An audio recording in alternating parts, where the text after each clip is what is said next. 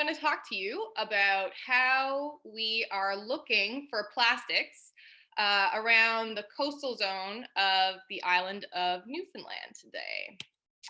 So I figured that I would start with a little bit of an introduction.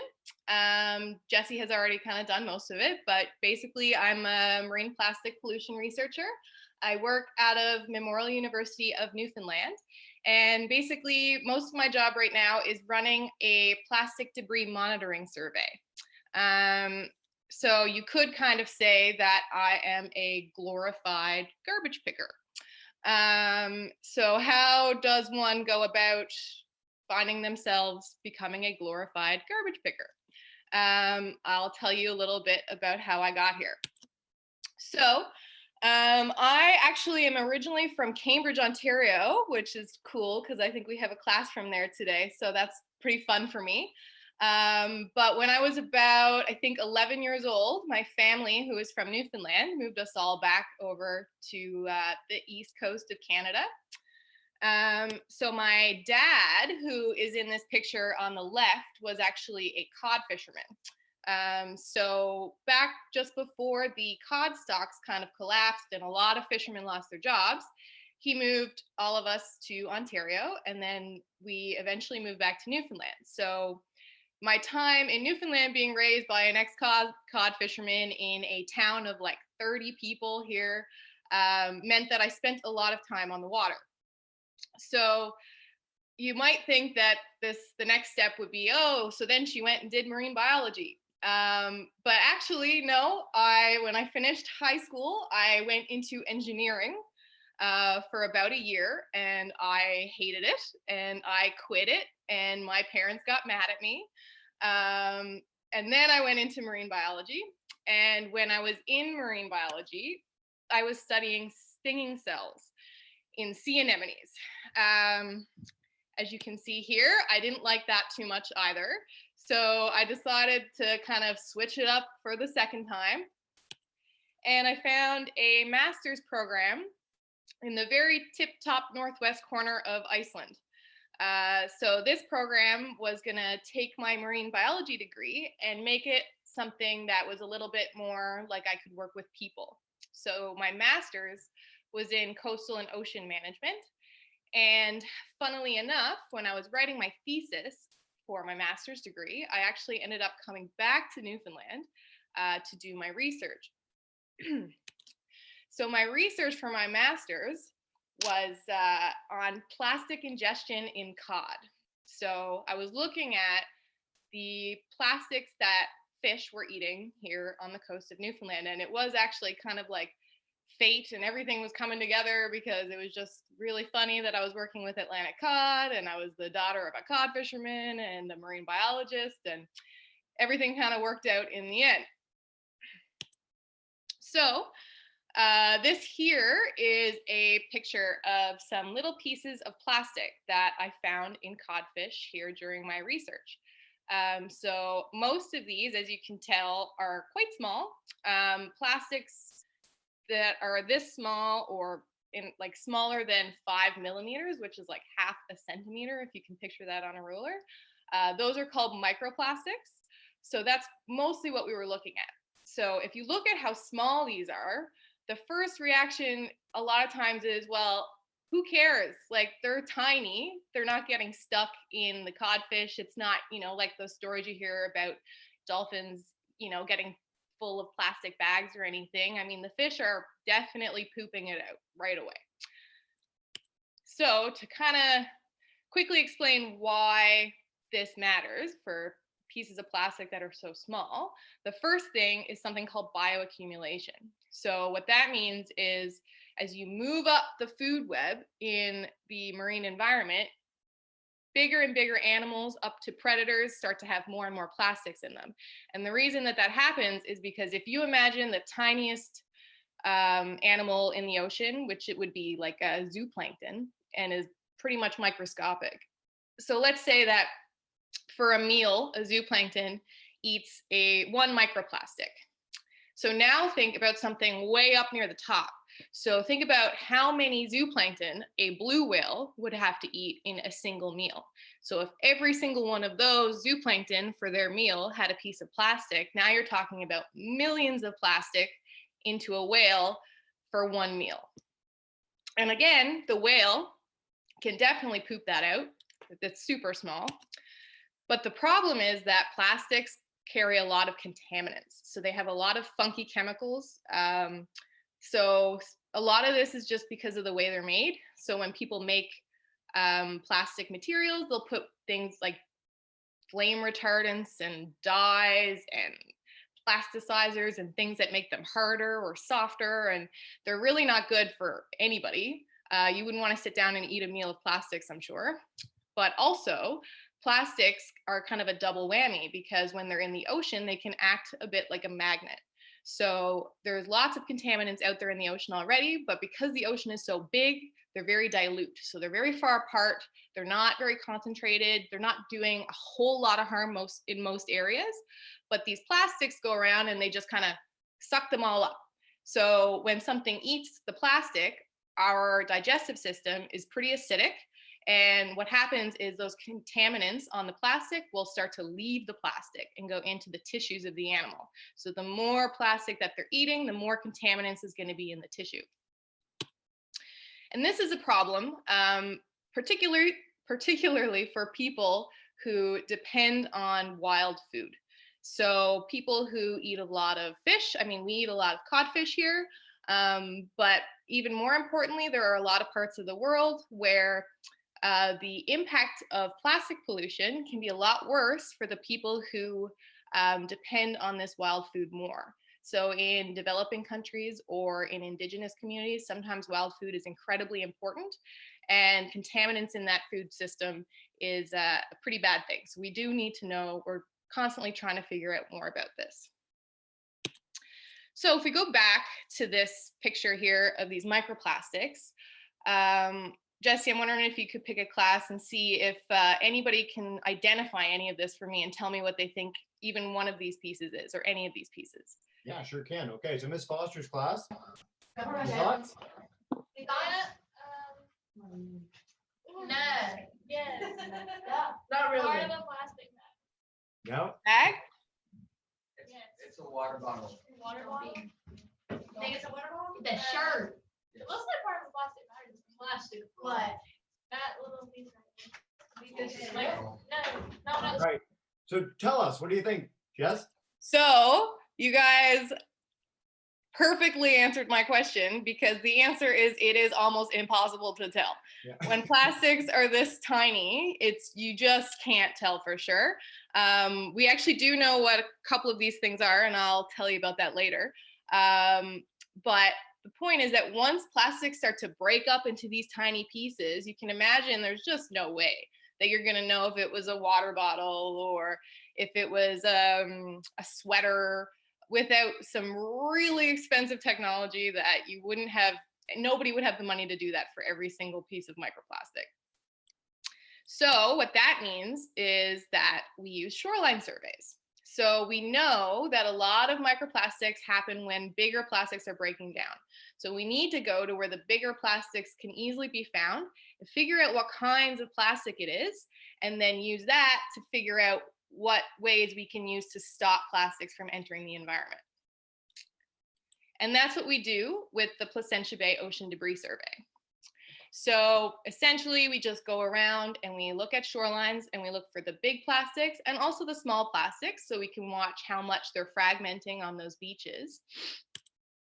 And why is it so important that we're doing this in this like one little spot on the island of Newfoundland? So we know that plastics have been in the news a lot. We've probably seen them about whales washing up from choking on plastic. And in 2017, there was actually 350 million tons of plastic produced, brand new. And generally, each year's plastic production, about 40% of that, so almost half, is packaging. So packaging is made to throw away. So that ends up being, for 2017, somewhere like 140 million tons of garbage produced. And there is argument that, packaging a lot of times now, a lot of it's recyclable, but I'm not going to get into the big recycling debate here now, but one thing to pay attention to is this graph on the left shows you that even though we're still doing all of this recycling and it's picking up every year, you can see that the growth curve of plastic production is increasing exponentially. So something kind of isn't working very well there. So in all of our work with the Ocean Debris Survey, I wonder if anybody or a classroom has any guesses on what we find the most of on beaches here. All right, so for that, Ms. Damianakis' class, any thoughts? Bottle, Not water really. bottle caps. Bottle caps, water bottles. Oh, the thing Plastic from the bucket. Like the yellow plastic thing that's on Oh, yeah, okay. We got bucket pieces. We got, great job, guys. What do you think, Jess? Okay, so that is a lot of things that you would think you'd find a lot of on beaches, because when we look at those big, like Great Canadian Shoreline Cleanup or Ocean Conservancy coastal cleanups, we hear a lot about things like plastic bags and plastic bottles and plastic straws. And that is true for sure, that they're finding mostly that stuff, but that's not what we find. So it's important to remember that every place is different. So this is a picture here of what we find the most of. And I'm going to throw out one more question and one more class. Does anybody have any ideas about what these pictures are of? All right, so Miss Hans's class, what do you guys think? What we got? Any thoughts? Don't be shy. If you are shy, we can find unshy people. I'll give you a hint if you want. You want a hint? Yeah, give us a hint. Okay. I like the nodding. Here's your hint. Okay. What do you think, Miss Hans? Here's your hint. Ropes, okay. Yep. So if we zoom in on this picture, you see that? So by far, the most of anything we find is these little threads from rope. So it's from fishing industry, but also potentially from things like shipping, aquaculture. All of these marine industries use rope. And this was never a problem. Fishing and shipping and aquaculture, maybe not in Canada, but in other places, has been around for hundreds of years. But it was always kind of organic or hemp cotton rope that, it wasn't really an issue. It'd break down in the water. So since the big plastic explosion, all of that rope is now plastic, and it frays and just releases thousands and thousands and thousands and thousands of threads. So guess what 2 of those 5 items that I had on the loonie were? So those are from rope or fishing line. So the thing that I want to point out here is that we all guessed, water bottles and plastic bags, because that's what we hear a lot about, because there's a lot of global plastic monitoring things that want to give you these big numbers for the whole world. But if we think about it, when we're trying to do something about plastic on shorelines, it happens at local levels. So it's our government or our town councils or our mayors that make these policies to try to stop things from entering the environment. So if we're going to make policies all the way down here, let's say in St. John's, then we can't use these huge global numbers. So for us in Newfoundland, if we said, okay, so most of the things that they're finding in these big global reports are plastic bags, so that should be our #1 priority. It wouldn't be the most efficient way to kind of fix the plastic pollution problem in our waters here. So that's why all around the world, people are asking that there's more regional monitoring, so more small places to look at what's happening and what's showing up on their shores. And because of that, there's a whole bunch of these booklets and guidelines that tell you how to go out and do a shoreline monitoring program. So I spent a lot of time, and this was the beginning. It's gotten bigger than this, but this is 255 science reports that I read that did shoreline studies. And this is where they happen. So one thing that I'd like to point out here is to pay special attention to where on the map these dots are concentrating. Okay, so all of this coastline up along the top, I don't know if you can see my arrow, but all of this northern area is pretty well blank. And even if you go way down south, you can picture, this is still places like Brazil and Australia. It's kind of warm, maybe sandy. So what does that mean? So basically, the way that the guidelines are now, it's very hard to make these programs in places like Newfoundland, where I don't know if you can see behind me, but it's always cold and raining and snowing and it's full of rocks, and we're definitely not known for our tropical sandy beaches. So just to kind of finish off here, I wanted to show you guys kind of 3 big problems that we noticed when we were trying to create our own protocol or our own kind of program for looking for plastics, and then what that means for how we're looking for plastics around the world. So the first one is that they all say, if you're gonna do a good program for looking for plastics, you should make sure that you look every season, because plastics change kind of every season. They're moving differently, they're showing up in different places. So that includes winter. So all of these documents make sure to tell you that you should do it in winter, but guess what they don't mention? So they don't mention ice and snow. So this is what our sample sites look like in the winter. And you can imagine that the way that we look for plastics has to be different when there's snow and ice on the beach than when it's just a sunny summer day. So I kind of took those same studies here for you, and I just put a filter on the map so you can see where most of the snow cover is around the world. So this is the average snow cover over a year, I think. And you can really see how those dots are almost just avoiding that snow line all across, right? And it's because nobody has given anybody any ideas about what's the best way to look for plastics on a beach when it's covered in snow or there's a huge piece of ice in your transect. So problem number 2 this is always a fun one for us. This was the first one we noticed when we went out.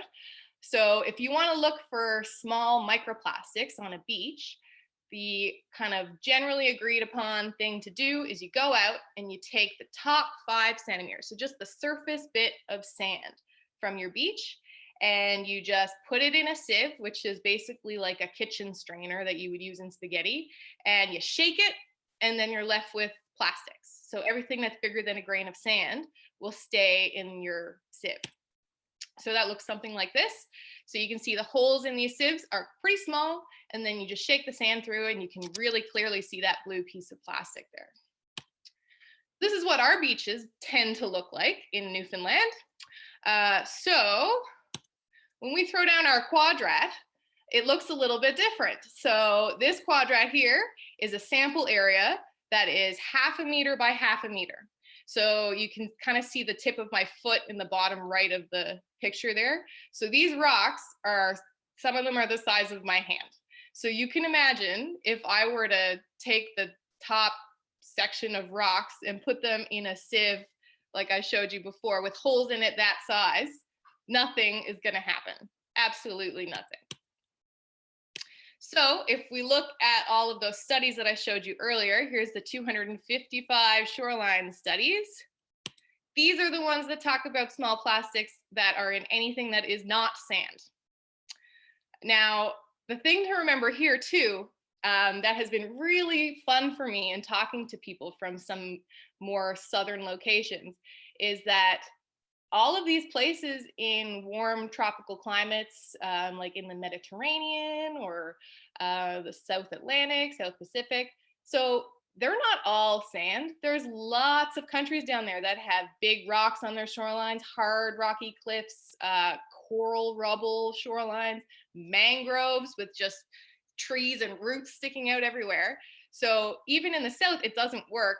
It only works for sandy beaches, right? So when we say this is how microplastics behave or show up on shorelines, we don't actually mean shorelines. We mean this is how microplastics show up and behave on sandy beaches. And it's important that we have to we make that distinction here. And the final one. So when you're looking for microplastics on a beach, you are almost always are recommended to go to what's called the Strand Line or the rack line. So that's just an area of a beach where everything that the tide leaves behind when it goes out kind of stays along this line, depending on how high the tide went. So if you walk down to a beach, you will almost always see a line of like sticks and seeds or plastic seaweed, and it's a very obvious area of the beach. If nothing washed up, you can still see it because it's usually just kind of like a wet line on the sand. So this is what that looks like on Newfoundland beaches. And a lot of beaches where we're not tropical sandy beaches, we're not characterized by coral reefs. We have huge kelp forests right off our coastline, and we have really crazy waves and weather here that just drags everything up onto the shoreline. This is my favorite modeling picture of my entire career, I think. And you can imagine that if you throw that quadrat I showed you earlier down on the Strand Line, as is recommended, it might be a little bit difficult to take the top 5 centimeters of sand from that and then put them in a sieve and try to find the microplastics. So we'll go back one more time to this map. So here again is the 250 odd shoreline studies. And here are the ones that mention sampling for microplastics in seaweed. There's none, so it's hard to believe, but it's true. And my concluding points of this is, first of all, science is not the be all end all. They're not always on top of their game. Everything is not always laid out for you. So when you go out and you do field research, it's always a work in progress. Nothing ever goes like you think it's going to go. You have to be super adaptable, super creative. You just honestly have to make it up as you go sometimes. And one way that we do that is we work a lot with local people. So we work with community members, fish harvesters, students like you guys, to make sure that we are doing what's best for that area and we're representing where we are. Because a lot of times local people know way more about what's going on in their local area than some scientist from Greece. So as we move into our kind of chit chat, I just thought I'd leave you guys with a little thought piece. So you don't have to answer this question because I have 2 degrees and I'm still trying to answer this question. But if you have any ideas about how to approach some of these problems that I've brought up, then I'd be more than happy to hear about them.